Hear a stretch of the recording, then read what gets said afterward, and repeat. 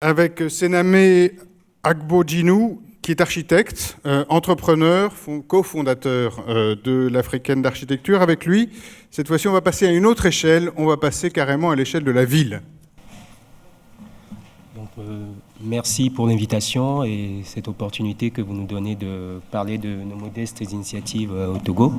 Je vais vous parler du programme UpCité. UpCité est un projet de ville intelligente. Vous le savez certainement, la Smart City a pris un peu le relais de la ville durable pour faire la même chose que la ville durable, c'est-à-dire économique, humain, plus écologique, mais en mobilisant les nouvelles technologies. Et le projet que je vais vous présenter maintenant est de fait un projet de Smart Cité. La spécificité de ce projet par rapport au projet classique de Smart Cité, c'est que UpCité ne se propose pas de penser la ville à la place des gens, mais d'accompagner les populations dans une sorte de reconquête lente du pouvoir de transformer eux-mêmes la ville et de tendre vers la ville de demain. Ceci sur l'observation des sociétés de tradition, qui sont des sociétés sans architectes, sans urbanistes, mais qui arrivent quand même à proposer des solutions très efficaces et très pertinentes grâce à une connaissance intime de leur cadre de vie. Donc c'est cette utopie urbaine que je vais partager avec vous, mais seulement après vous avoir présenté deux personnes. J'aimerais vous présenter en premier Pierre. Pierre est maçon Tamberma. Les Tambermans sont cette population très traditionnelle qu'on retrouve au nord du Togo et du Bénin, que certains anthropologues ont rangé parmi les paléonégritiques pour dire qu'ils n'auraient pas beaucoup évolué. De fait, les Tambermans ne semblent pas très intéressés par l'argent, ils vivent encore dans une sorte de semi-nudité, mais surtout ils développent une architecture très intéressante qui est classée au patrimoine mondial de l'UNESCO. Et Pierre qui est là est au Tamari, c'est-à-dire qu'il est maçon du grade le plus élevé qu'on peut atteindre chez un maçon Tamberman. La seconde personne que j'aimerais vous présenter, c'est Morin. Morin est chef d'atelier à la Black Box. La Black Box est un hackerspace sur Paris. Et Morin passe le clair de ses journées à bricoler des petits circuits électroniques pour faire des vêtements qui font de la lumière ou de la musique. Si vous vous dites que ces deux personnes appartiennent à deux univers complètement éloignés l'un de l'autre, voire qui s'opposent, eh bien, vous pensez exactement comme moi il y a encore quelques temps. Surtout que moi, ayant beaucoup travaillé avec les maçons Tamberman, je dois dire que je nourrissais une certaine appréhension envers tout ce qui est monde des nouvelles technologies, que j'assimilais un peu au gaspillage, à la pollution, à l'individualisme, etc., etc. Et quand je dis travail avec les Tamberman, il faut que je vous montre un peu. Là, c'est un projet qui date de 2006, un projet d'une école primaire, donc construite avec les villageois et en essayant de recycler les formes traditionnelles, les savoir-faire locaux et d'utiliser des matériaux du cru. C'est ce qu'on appelle une approche vernaculaire. Donc vous voyez, rien qui mobilise les nouvelles technologies. Et donc je reviens à mon histoire. Donc je vous disais que si vous trouvez que ces deux univers sont complètement à l'opposé l'un de l'autre, vous pensez exactement comme moi il y a quelques temps, jusqu'à ce que je mette les pieds dans ce qu'on appelle un Fab Lab. Et là j'ai entendu parler d'open source, de partage, de solidarité, d'économie de moyens, de réutilisation.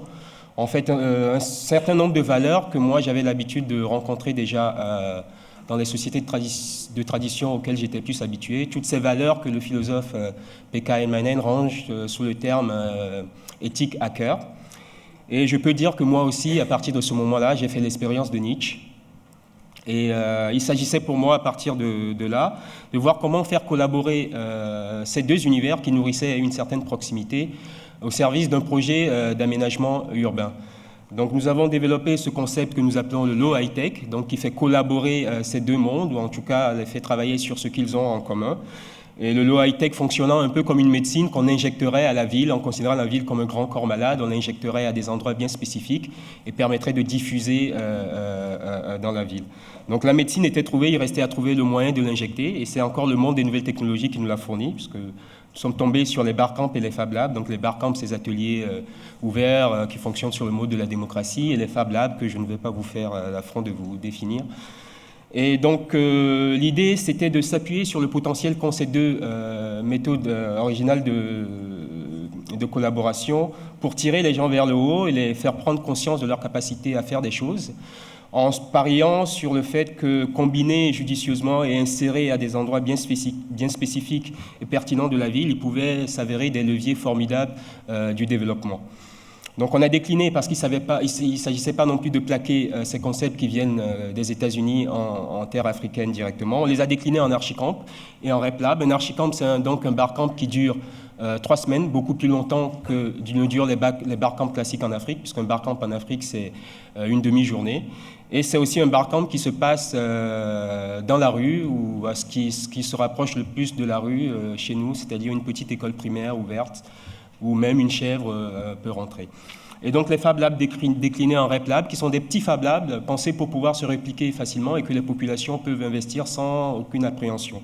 L'idée donc c'est de faire des archicamps, donc ces rendez-vous ponctuels de 3 semaines, où les experts qui viennent d'un peu partout sont mis en contact avec les populations, élaborent des solutions par rapport aux problèmes qu'ils rencontrent, et ces populations peuvent investir les RepLab pour essayer de prototyper ces solutions, les fabriquer et les diffuser dans la ville. Et c'est cette association de camps et de labs qui nous fait tendre vers cette utopie UpCité.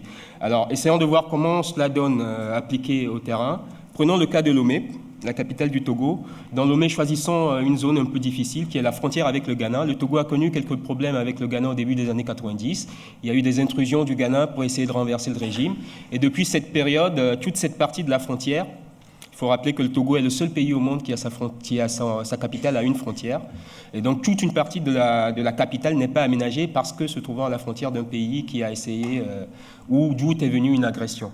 Et donc, choisissons cette zone-là. Et dans cette zone-là, choisissons 3 endroits pour faire cette injection de l'eau high-tech qui pourrait prendre la forme de lieux d'émulation autour du numérique, ce qu'on appelle les tiers-lieux. Et affectons une couleur à chacune de ces zones. Le premier site sur lequel on pourrait travailler, par exemple, le site le plus au nord, c'est le site d'un terrain de basket où on observe un échange très intéressant entre joueurs, petites vendeuses qui traînent autour et artisans. Il y a par exemple des petites vendeuses ambulantes de jus de fruits qui sont devenues joueuses professionnelles parce qu'elles traînaient autour de ce terrain. Donc un lieu à un carrefour très important où il y a des interactions très intéressantes, mais qui n'est pas aménagé parce que trop proche de la frontière. Le deuxième site, le site du milieu, qui est le site CRI, c'est le site de la baie d'Atikoumé. C'est une baie qui s'est formée à la suite de la surélevation de la frontière Togo-Ghana pour éviter justement les intrusions. Et donc l'eau qui s'écoulait au Ghana n'a pu plus s'écouler, et donc l'eau a stagné. Et ça a fait quelque chose d'intéressant parce que ça a permis de préserver en pleine capitale un petit quartier encore un peu villageois où le chef de quartier a encore le pouvoir traditionnel que les autres chefs ont perdu. Et le troisième site, c'est le site de la lagune, de la rive nord de la lagune de Lomé, qui est aussi une berge de lagune avec des qualités touristiques évidentes, mais qui n'est pas aménagée parce que trop proche de la frontière. Alors, qu'est-ce qu'on pourrait proposer comme injection low high-tech sur ces 3 sites? Pour le premier site, par exemple, le site du terrain de basket, ça pourrait être ça. Un équipement qu'on penserait en matériaux locaux, constructibles même si possible en autoconstruction, qui permettrait d'assumer par sa monumentalité l'importance du carrefour où il se trouve, avec une fiche technique pour pouvoir effectivement le construire en lot.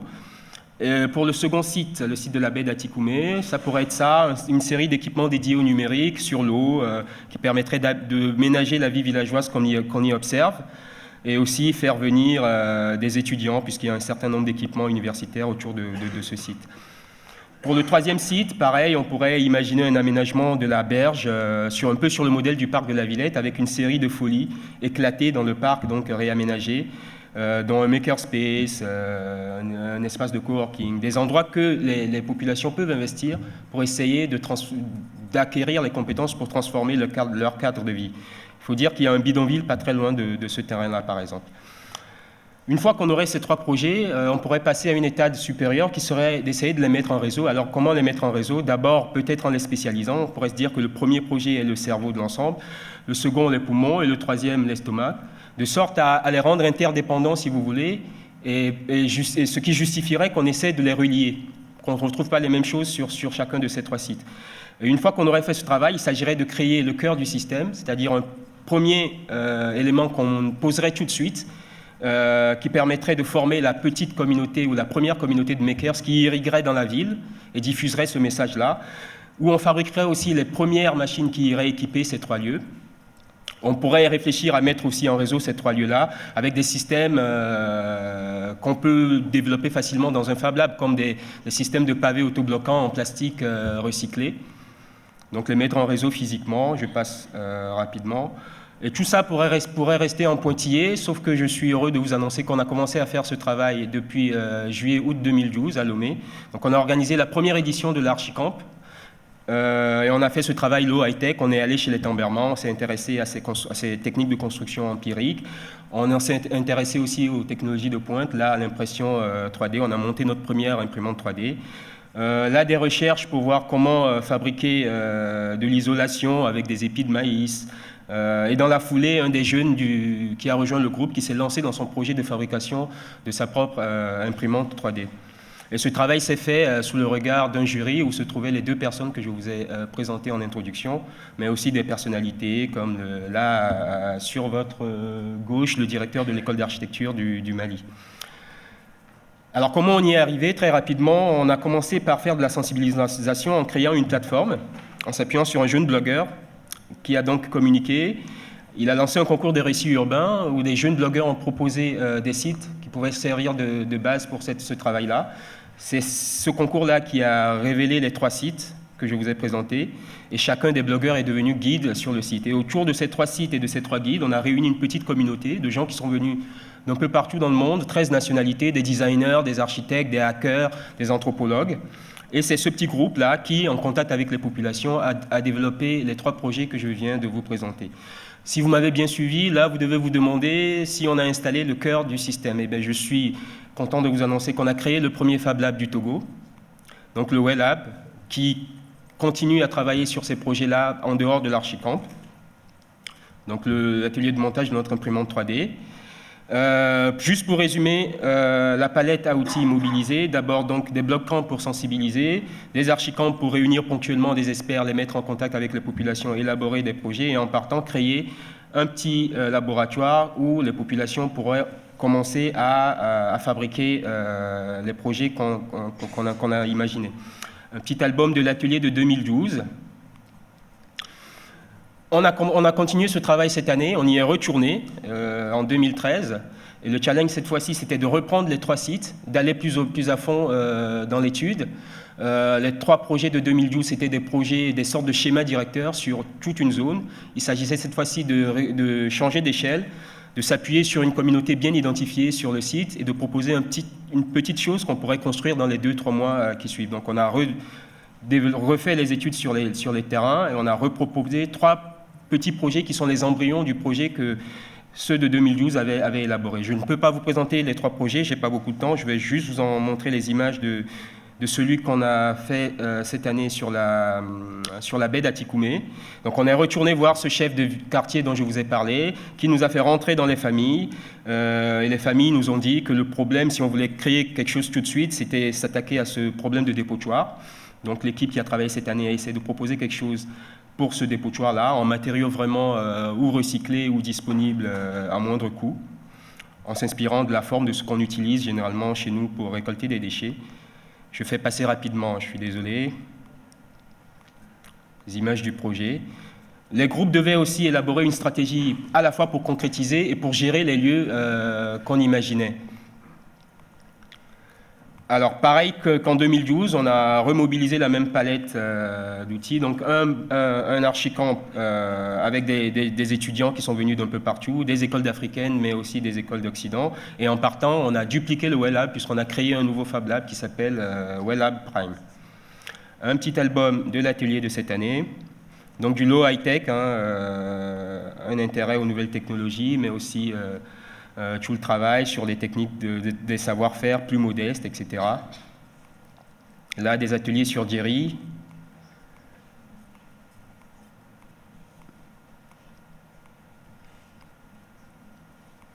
Donc on y retournera très certainement en 2014 pour cette fois-ci essayer de construire quelque chose. Les 2 Fab Labs maintenant travaillent activement là-dessus pour préparer cet atelier de 2014. Et juste pour finir, j'aimerais vous parler 2 secondes du WellLab, parce que le Fab Lab vit en dehors des archicamps. C'est un espace de démocratie technologique avec une communauté d'une quinzaine de jeunes, une moyenne d'âge de 20 ans environ, donc qui reçoivent le public et les accompagnent dans leurs projets technologiques. Les images du lab.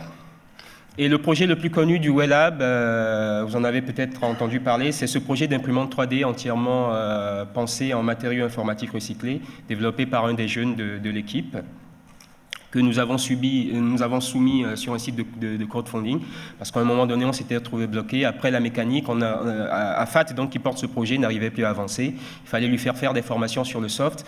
Donc on a soumis le projet et on a réussi à récolter des fonds qui ont permis à AFAT d'avancer sur le projet. Et je suis heureux de vous annoncer que la machine, là vous avez l'image des toutes premières semaines de montage. Au jour d'aujourd'hui, la machine est pratiquement finie et la WAFAT a imprimé son premier objet il y a quelques jours. Je vous remercie.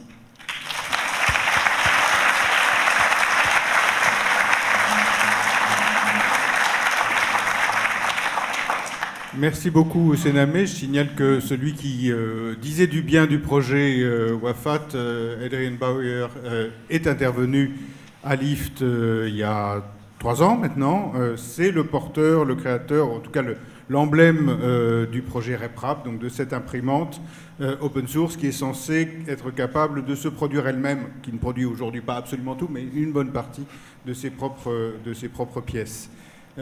Donc c'est un beau parrain que vous avez là.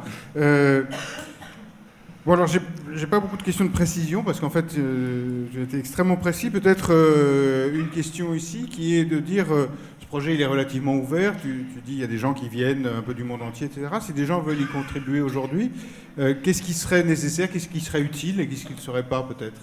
Qu'est-ce que les gens peuvent venir te proposer là? Mais justement, c'est un projet d'intelligence collective, donc c'est pour ça que ce genre de tribune que vous nous offrez est intéressant. Donc si vous passez par Lomé, si vous venez nous voir, ce sera une intelligence en plus pour ce que nous faisons. Ou même d'ici, vous pouvez nous lancer des challenges, on est demandeurs de nouveaux projets. La souscription sur Ulule, c'est terminé? C'est fini, oui, c'est fini. Et elle a été, elle a réussi? Elle a été un succès, oui. Merci beaucoup. Merci.